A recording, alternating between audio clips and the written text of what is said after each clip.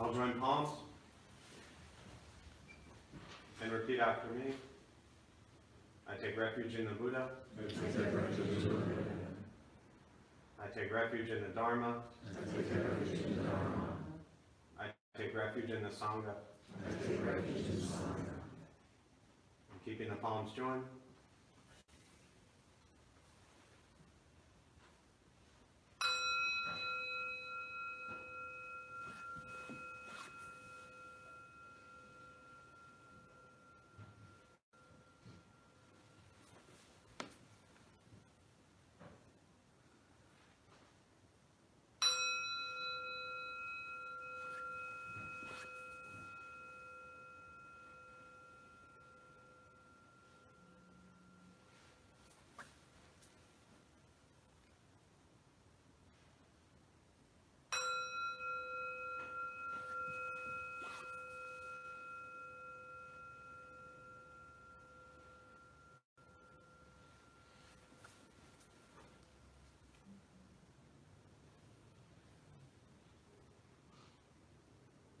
Put the palms down.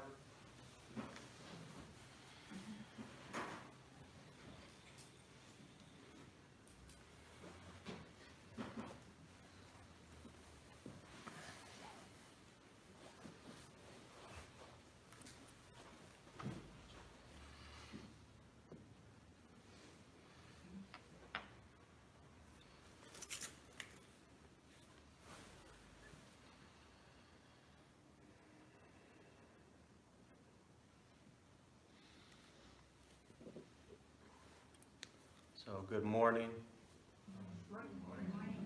Anyone ever seen The Truman Show? The movie? What if your life was actually like that? We showed it here last night.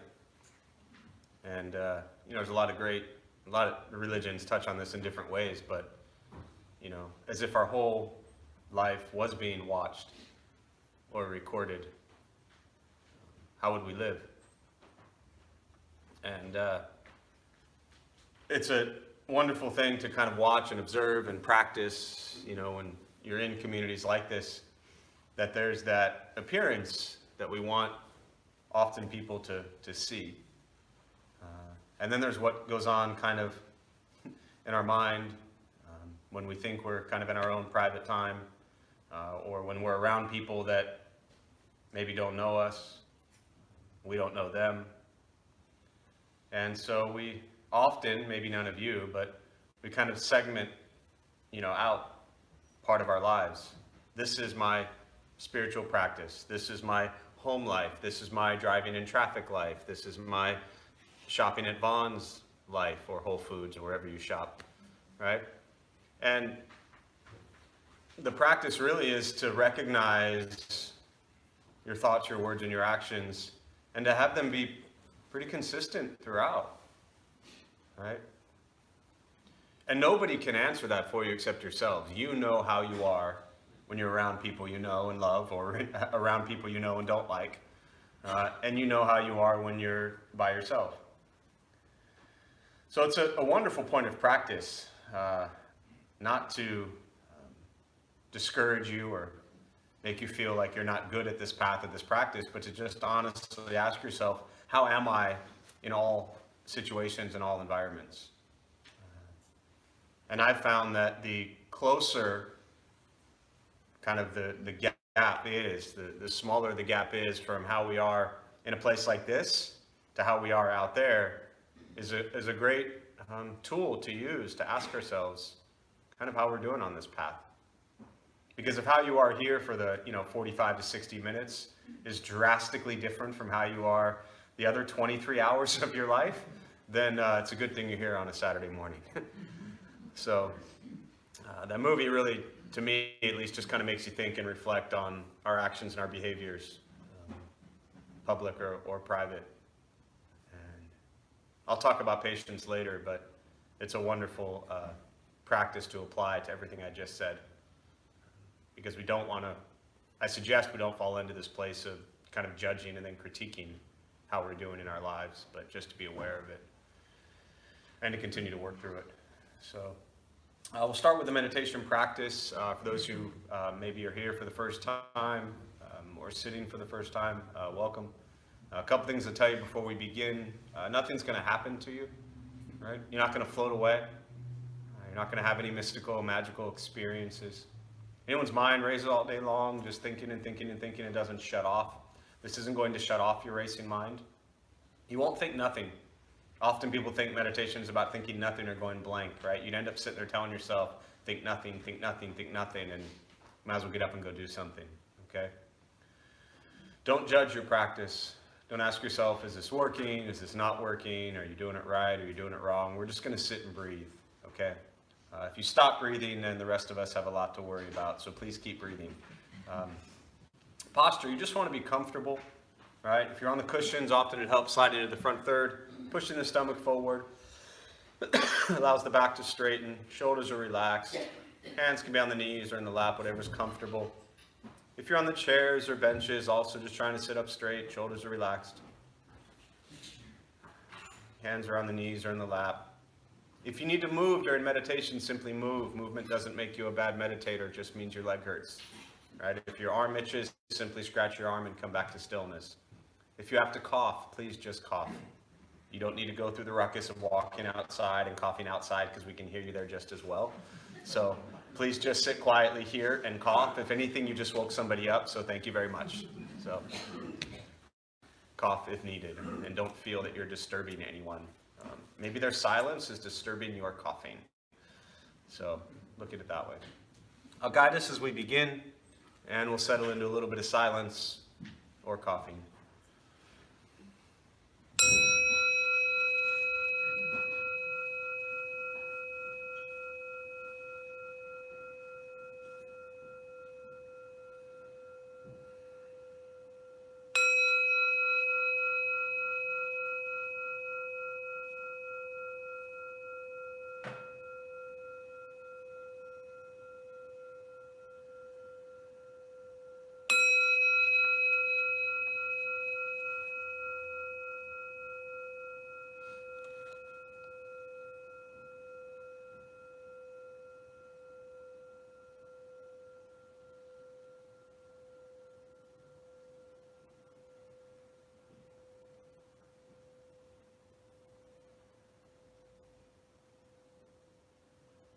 And starting with the eyes closed, if comfortable, or slightly open.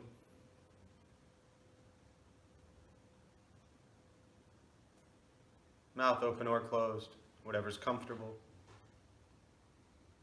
Start with taking 3 deep breaths, slowly.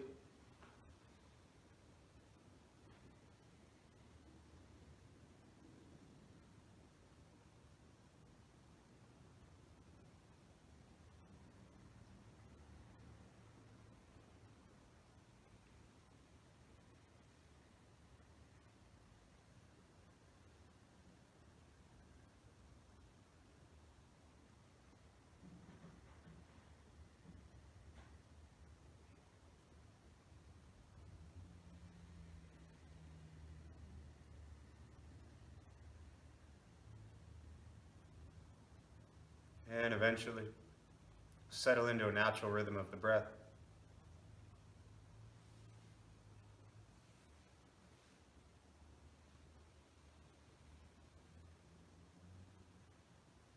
Knowing throughout the practice you'll hear sounds. These are not distractions, not disruptions. Simply what's happening around us as we sit.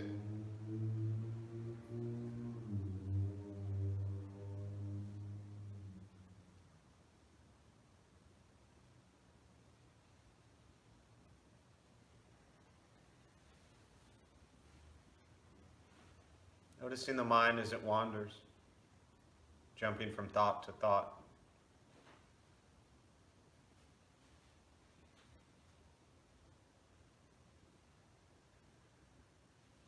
Start with gently guiding the attention, focus, to the stomach or chest.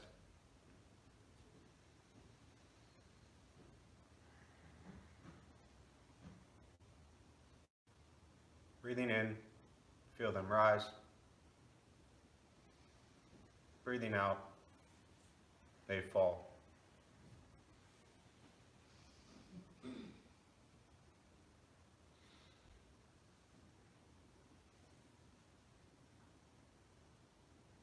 Simply continue this practice.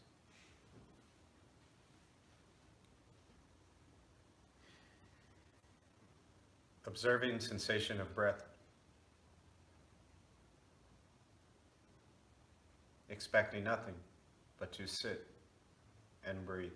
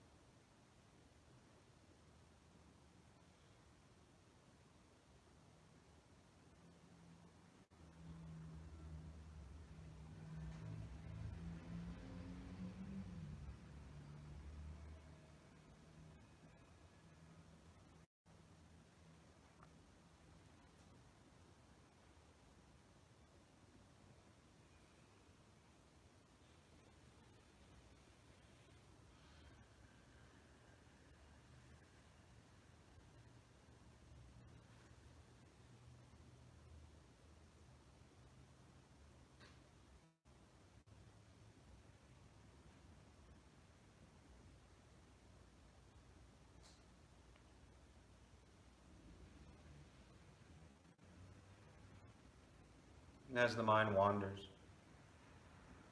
lost in thought, recognize it.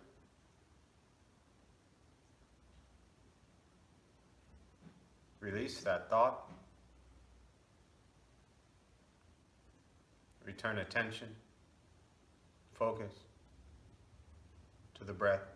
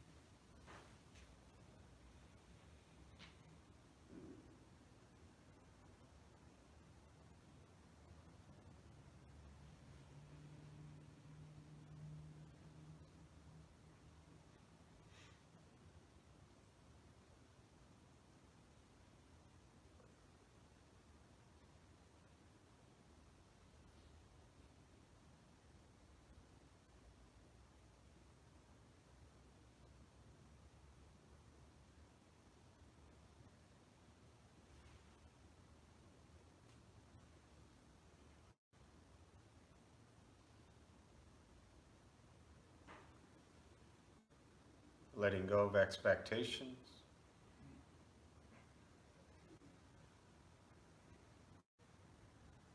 letting go of judgments from the practice, just sitting, breathing.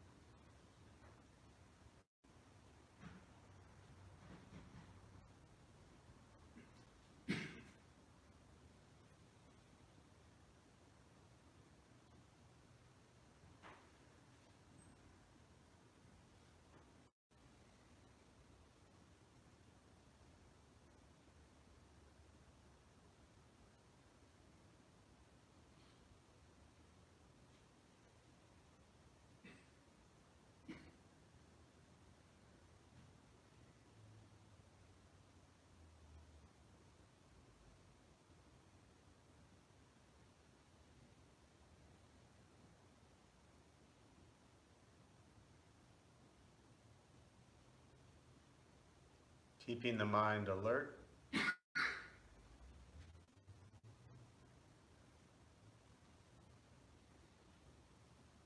aware of each sound,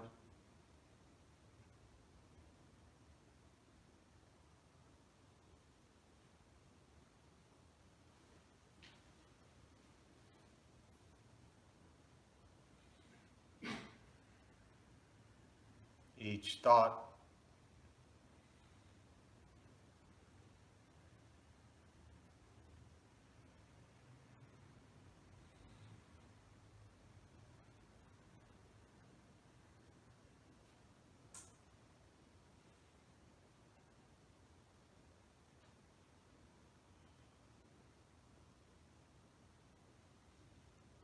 each physical sensation,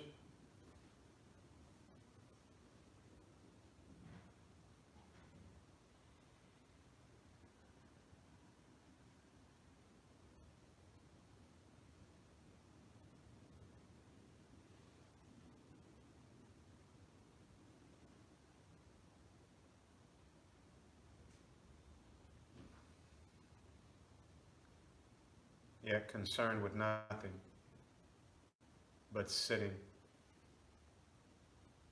breathing.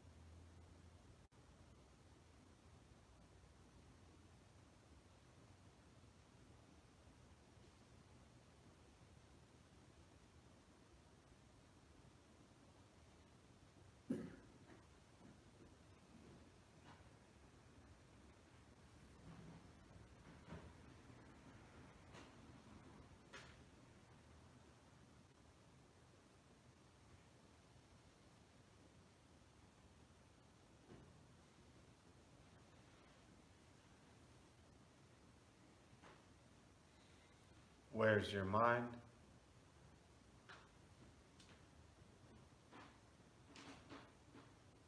Lost in thought?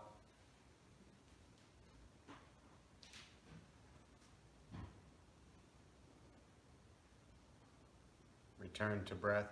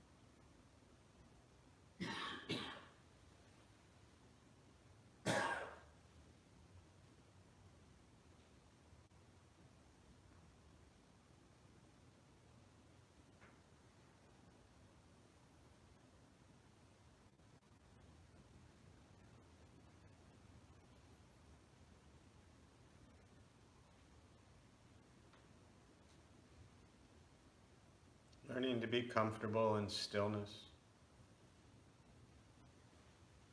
in quiet, wanting nothing but to sit and breathe.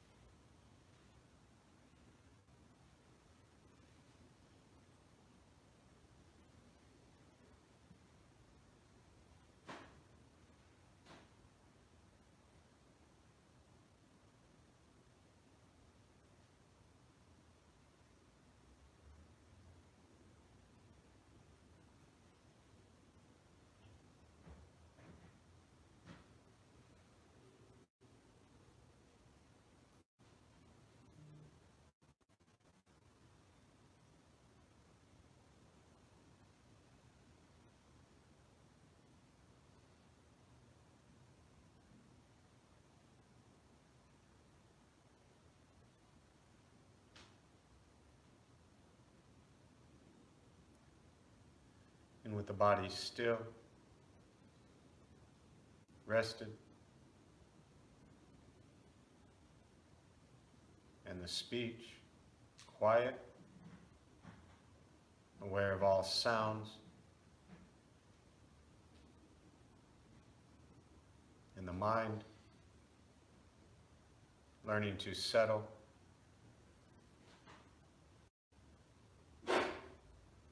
know what it's like to just sit and breathe.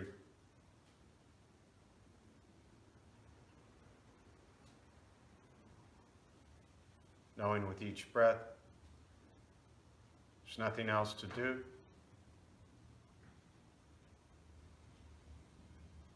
Nowhere else to go.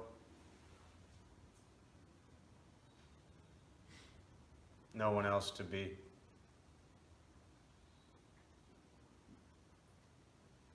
Everything beautiful, just as it is. Sitting, breathing.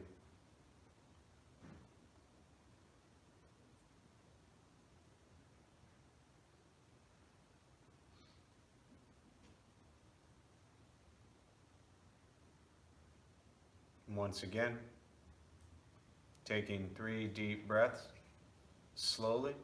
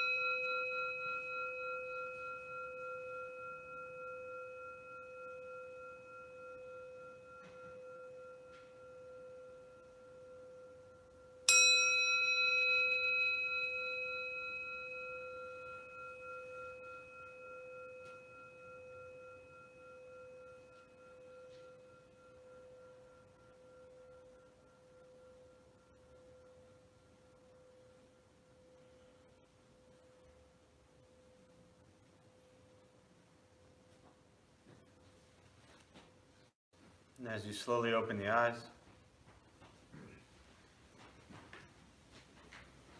slowly begin to move.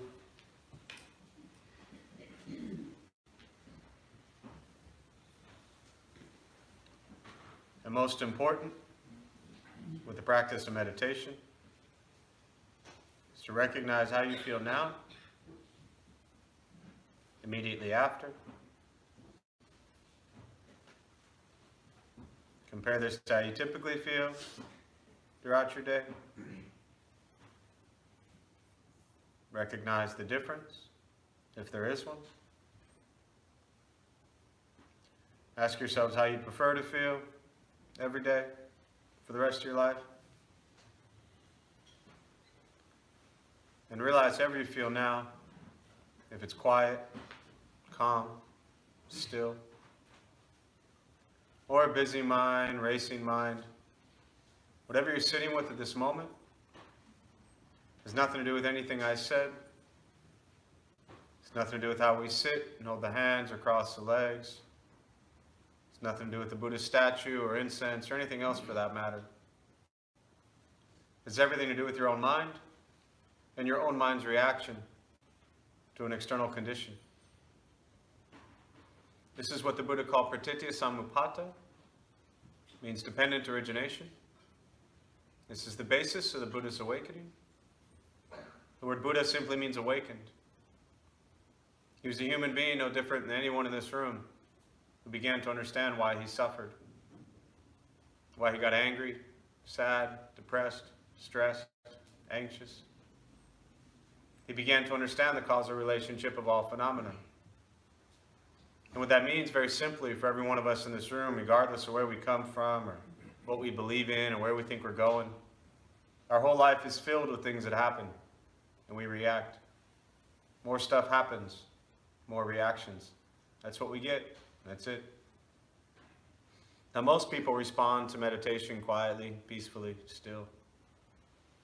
The question is, how do you respond to everything else that's happening throughout your day? And so what we're working on is closing the gap to where the way you responded to the last 20 minutes is closer to how you respond to everything else that's happening out there. Meditation is not easy. It's not necessarily fun. I mean, how fun is it to sit in silence and be stuck with your own head for a short period of time? Sounds like a blast, right? Meditation is free. Buddhist practice is free. It's sitting, breathing, becoming aware of what you think, what you say, and what you do, and learning to be kind to yourself and everybody else, every moment of your life. And that's it. It's not an escape. It's not closing your eyes and pretending you're sailing down a river and looking at all the birds and trees and flowers and thinking everything is grand. We have enough escapes in our lives. We'd be here all day if we rattled off all the things we do as escapes. This is direct perception into your own thoughts. It's not running from anything. It's actually waking up to what's happening in the present moment. And the present moment isn't always the best.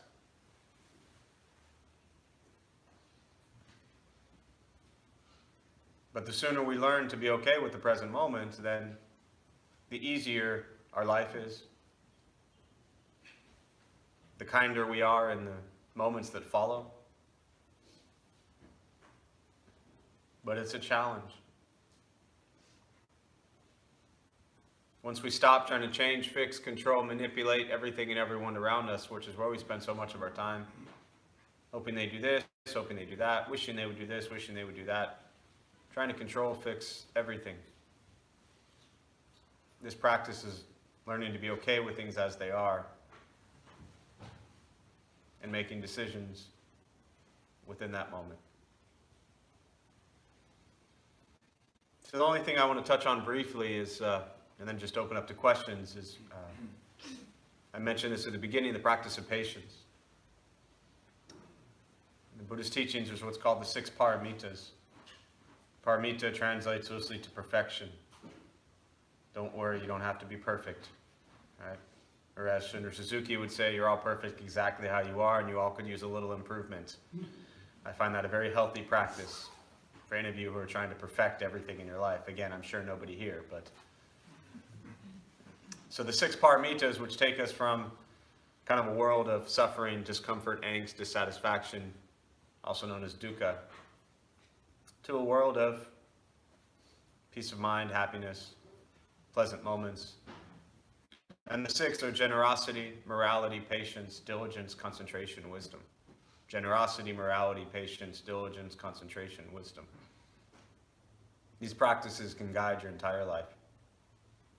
Often we'll drive ourselves crazy with Buddhist practice or teachings, thinking if we just read one more book, then we'll understand everything the Buddha taught.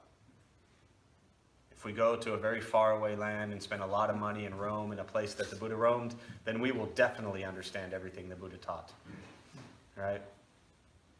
Practice generosity, morality, patience, diligence, concentration, wisdom. And then you understand what the Buddha taught. But the practice of patience is required to keep us from jumping off a cliff. Because often we do things that, as I alluded to earlier, are quite contrary to how we would like to be, right? You're all so calm and quiet and peaceful looking right now. You're that way always, right? So when you're not that way, which might occur anywhere from 20 minutes to the rest of your day today, right? Come back to the practice of patience. First, patience with yourself. Understanding that, especially as you explore meditation and Buddhist practice, and we begin to kind of cultivate this intellectual awareness or intellectual knowledge of what the Buddha was talking about, and we read a couple pages and we think, yes, that's what I'm going to do always. I'm going to practice compassion and loving kindness every moment of my life, and that lasts for like 7 minutes. Come back to patience. Right? And then we got it for another 20 minutes. And then, boom, someone says something that we don't like, and we snap again. Come back to patience. Always come back to patience towards yourself with this path and with this practice. It's not easy to be nice to people all day long. Right? It's difficult. Because they don't do everything we want them to do. Unfortunately. If only they did, it would be so easy. Right? So always come back to patience towards yourself with this path and this practice. Realizing that whatever conditions, whatever habits, whatever behaviors that we've cultivated our entire life, and some of them have maybe been not so healthy, that we've been building those habitual patterns and behaviors and conditions for a long time. So to cut through them and work through them and kind of create new grooves and paths in our lives is going to take a little bit of time. And if you're not patient with yourself, you just give up. You read a book and you think, well, I can't do that, so forget that kindness. I'm going to go back to being mean. Right? Be patient. Of course, patient with others. Right? It goes without saying, but I really think most important first is to cultivate patience with yourself, because if you can cultivate patience with yourself, being patient towards others will be so much easier.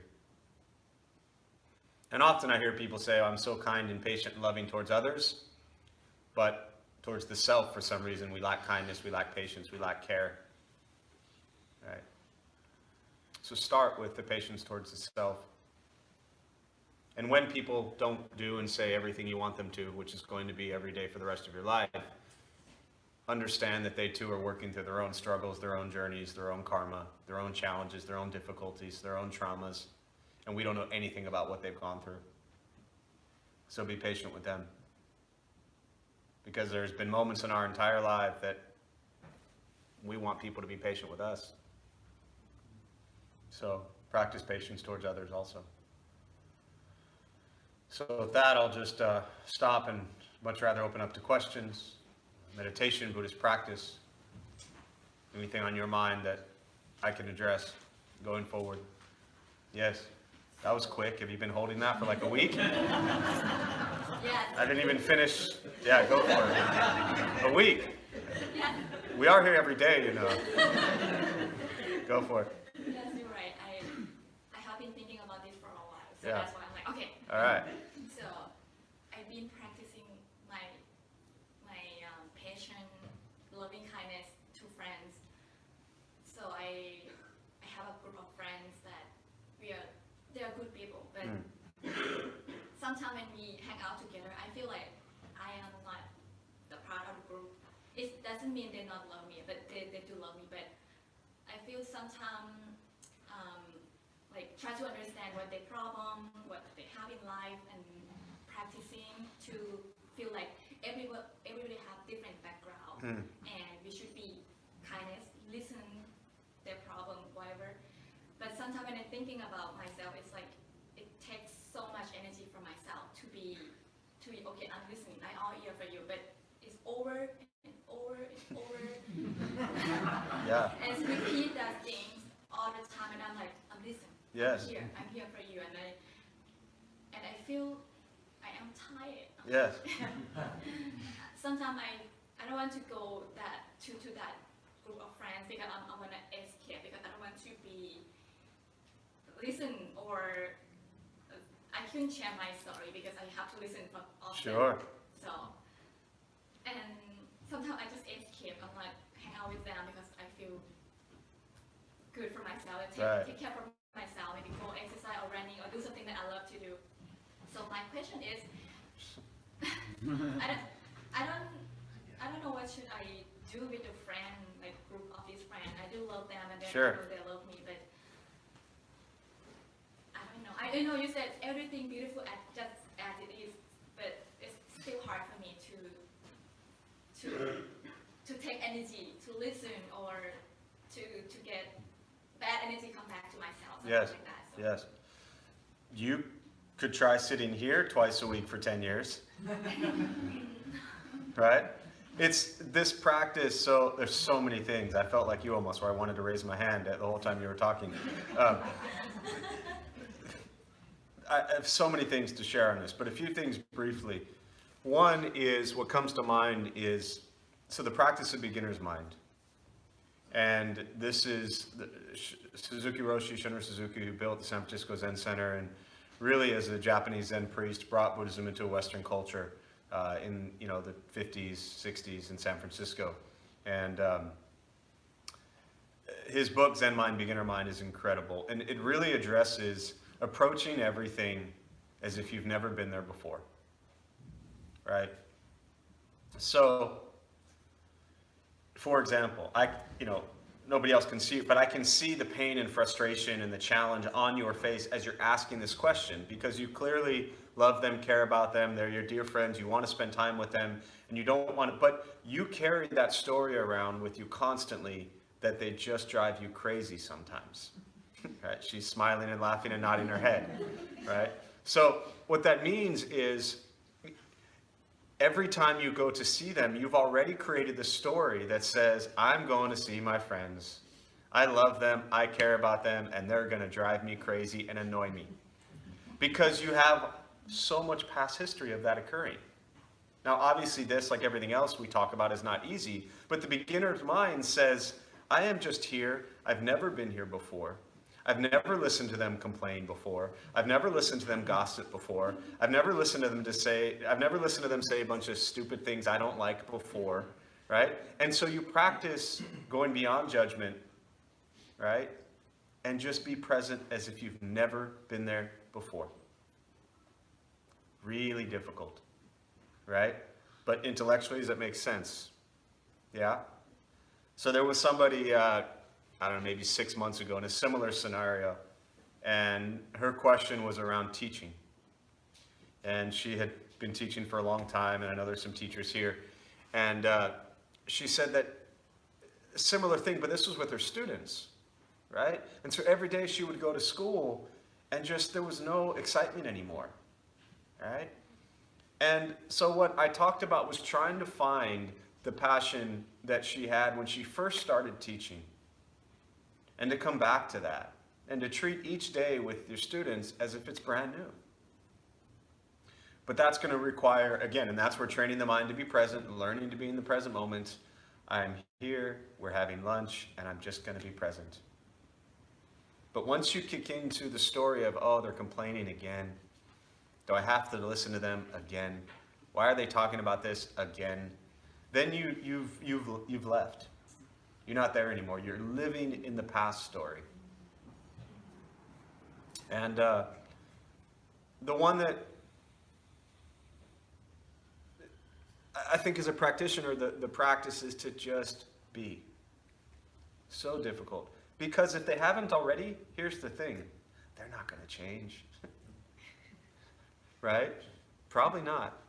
And the alternative, like you said, which is what you don't want to do, is to remove yourself from that group of friends.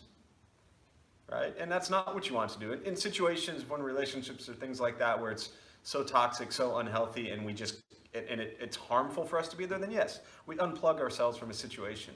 But being around people that you love and care for and just drive you crazy, what does that sound like?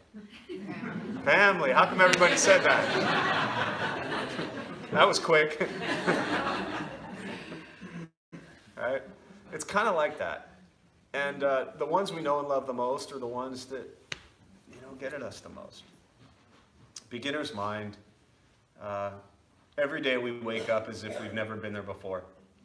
Every day we brush our teeth as if we've never brushed our teeth before. Right? Every day we just walk outside or wherever we go as if we've never been there before. We're experiencing each moment for the first time. And this allows us to be free from all the pain that we've carried, all the stories in our heads and in our hearts that we've carried for so many years. Wishing this had been different, wishing that didn't happen. Right? We can spend our entire lives doing that. Right? And so that's why it goes much deeper than just the present moment friends that you're around. It goes into the stories that we've been carrying with us our entire life that still to this day cause us pain and suffering and don't allow us to be free. Most people don't sit around all day for some reason thinking about all the wonderful, happy things that have happened in your life. I don't know why that is. We've all had so many incredible, beautiful blessings in our lives that we wouldn't be here right now. For us to be here on a Saturday morning, food to eat, clothes to wear, ability to get here somehow, we have a lot going for us. So try to focus on some of the positives and not pick out all the little things in our lives that are so tragic. It helps. It really does. So, yeah. You could invite them here. But you just keep only one get Yeah. come again. Yeah, keep trying. Yeah. Other thoughts, questions? Yeah. Speaking of holding on to a question for a week, Yeah. Last week you referred to yourself as a nice Jewish boy, and The nice is debatable, so don't quote me on that. Jewish, yes. Boy, yes. Having come from a Jewish background myself, I've noticed prevalence of people from Jewish backgrounds in Western Buddhism. Can Yes. you speak to why that is or why you think that? Yeah. As a good Jew, I'll try to keep that in a 3-hour story. A lot to say on this. Jews do love the Buddha. There's, of all the, millions of Buddhists in this country, the largest percentage of people who identify as Buddhists or practice Buddhism in America specifically do come from the Jewish faith. There are a couple factors I think, right? And these are just personal. I've never studied it in depth, but a couple comments. And just hear these names for a minute. Sharon Salzberg, Joseph Goldstein, right? And Jack Kornfield. Those are 3 phenomenal Jews, right? And 3 of the biggest Buddhist names in this country. They started IMS out in Barre, Massachusetts in, I believe, the 60s. And have brought Buddhism to this country for the last, 50, 60 years. And within the Theravada tradition. So, but then the question is, other than just those 3 people, what is it that draws Jewish folks to Buddhism? From personal experience, and I will say this about my belief in all religious views, is that Buddhism doesn't contradict anything that is being taught in, for the most part, other religions, right? The Buddha himself was asked, and again, this is in India, 500 years before Christ, and the Buddha was asked, should we believe in gods and goddesses or not? You know, this isn't the modern day God we refer to. This isn't Jesus. It wasn't around yet. This was Hindu gods and goddesses, right? And he said, if you believe in gods and goddesses, you do. If you don't, you don't. That's up to you. But I want you to focus on how you live your life. What you think, what you say, and what you do. That's what I want you to focus on, right? And so I think, you know, I didn't pay attention much in Hebrew school and Sunday school, right? As a dear friend of mine, who a couple of you know, Nancy Lawson, said to me, you know, if you paid attention in Hebrew school, you could have been a rabbi, right? But I didn't pay attention, so here I am as a Buddhist doing this stuff. I don't think that anything in Buddhism contradicts so much anything in Judaism. I think that it's very easy for Jewish folks to look at the Buddhist philosophy and adapt that into their life and still feel like they're being a good Jew. But I think that is the same for all religions. A dear friend of mine who's Catholic years ago, she said that she studied Buddhism, got into Buddhism, and it made her happier and healthier, and it brought her closer to her Catholic faith. So I think that's a beautiful application of the Buddhist teachings. You know, there's all the stereotypes of, you know, and kind of, you know, the guilt that you know, we as Jews joke about, and the pressure and things like that. I don't know. I personally never felt like I was leaving one thing and joining another. I've never felt that way. And even if I was a very strong religious Jewish person, you know, I don't know that I would feel that way either. So I can only guess that many Jewish folks see some similarities in the teachings. You know, they complement each other a bit. But again, I look at the core teachings of most religions, and they're all pretty beautiful. You know? And also I'll say, you know, as a Jewish kid growing up, like going home and saying I'm Buddhist or practicing Buddhism or going to a Buddhist temple or going to a Buddhist monastery, my parents had no idea what that meant, right? So as cultural Jews, you know, it was like Buddhism, okay, I don't know what that is, but if you're doing good things, okay. But if I'd gone home, and I don't want to put words in their mouth, but if all of a sudden you go home and you say, you know, I've become Catholic or I've become Christian, and you put a cross on, that might be a little shocking to a Jewish family. But Buddhism is so unknown. They're like, are those the people who shave their heads and chant at the park? Who are those people? So I think that's part of it too, you know? But then you get into, which some of you have seen, the swastika that's on the Buddhist chest. Anyone here, you all seen that? Most of you, if you haven't. So historically, the image of the swastika, there are what they call 32 marks of existence of the Buddha, right? And one of them is that he had a swastika on his chest. So if you're in Asia, just about every Buddha statue you see is going to have it. But the original meaning of the swastika was all is well. In fact, I think Pepsi or Coca-Cola, whoever, a lot of companies used to use it as an advertising, in their advertising, because it was a beautiful symbol that meant all is well.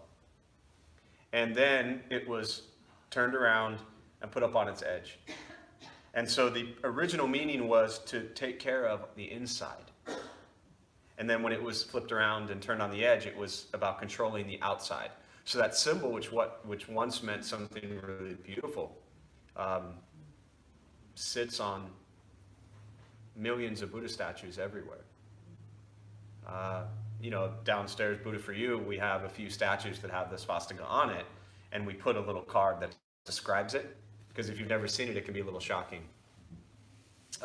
So I just thought I'd touch on that, which has nothing to do with your question, but it's an interesting thing. I don't know if that answered your question. You're Jewish. Why are you drawn to Buddhism? Your guess is as good as Yeah. mine. Yeah. Maybe we carry a lot of guilt, and Buddhist practice allows us to be present and free from that guilt. But I'm sure Jews are not the only people who carry guilt. Yeah. Other questions? Yes, in the back. This might be a really long answer as well. I thought that was brief. Kind of summarize the different sects of Buddhism. Yeah. Different flavors, if you will. Yeah, sure. So the different sects or schools of Buddhism, predominantly three major schools of Buddhism, right? So as I touched on briefly, when the Buddha was born, 500 years before Christ, right? The original teachings for the first, 100, 200 years is what's called Theravada, or Hinayana. I'll touch on Hinayana in a minute. Theravada means of the elders, okay? And when the Buddha taught, everything was memorized. It wasn't like they were sitting there with their, iPhones recording stuff or anything like that. They memorized it all. And then somewhere between 50 to 100 years, I'm not a scholar, I'm not a historian, I don't approach Buddhism that way, but I know enough to say stuff that might sound like I know what I'm talking about. Somewhere around 50 to 100 years, they came together and said, this is some good stuff, we should write it down. So they began to transcribe the Buddha's teachings on palm leaves. And all of the traditional sutras, the word sutra means thread, which is another topic I think is fascinating. So it's a thread of the Buddhist teachings.